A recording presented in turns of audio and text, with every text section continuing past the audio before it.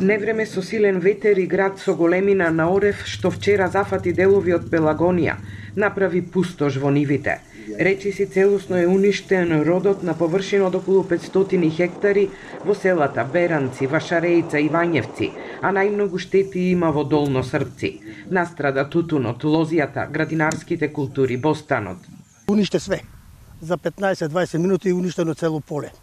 Цел атар е зафатен вака од лозија, градинарство, тутун, оти нашето село е претежно тутунско подрачје, исклучиво со тутун се занимаваме, така што од тутунот веќе нема ништо останато. Тутунот е доведен на нула. Во развиток на лисјето нема ништо од него што да се бери повеќе, тој е на нула. Нема никаков приход поќе да се извади од него. А парите се даени, прскање, заштита, сите работи. Пред почетокот на жетвата во овој дел од Пелагонија, градот го уништи и житото, а земјоделците велат дека не им се исплати годинава да жнеат. Па житарицата може да поеме да видиме на лице место дека е некаде најверојатно 85-90% уништена. А летната култура е 100%. Вкупно штета колку? Па вкупно некаде 10-15.000 евра. И повеќе.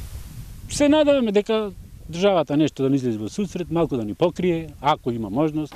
Од општина Могила велат дека во вторник е закажана вонредна седница на Советот на која ќе се расправа за последиците од невремето.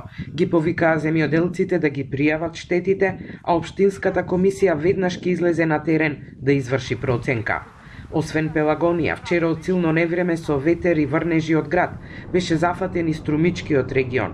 Исто така, најголеми оштетувања има кај градинарските култури и посевите со пченица, а предизвикана е и материјална штета на објекти и приватен имот. Министерот за земјоделство Љупчо Николовски, заедно со останатите надлежни институции, направија првична проценка на штетите. Она што денес не беше целта, да навремено веднаш после првичните информации кои што дојдоа да излеземе на терен, да ги направиме првичните согледувања заеднички со земјоделците, со сите засегнати страни, да се направат првичните проценки околу површината која што е фатена, кои култури во кои региони и да се делува соодветно согласно постапките кои што ни следат понатака. И покрај тоа што временските непогоди во изминатите години предизвика огромни штети во земјоделството, производителите ретко ги осигуруваат посевите, иако државата субвенционира 60% од премијата за осигурување. Од ресорното министерство велат дека веќе се работи на олеснување на процедурите, за да се зголеми интересот за осигурување на земјоделските имоти.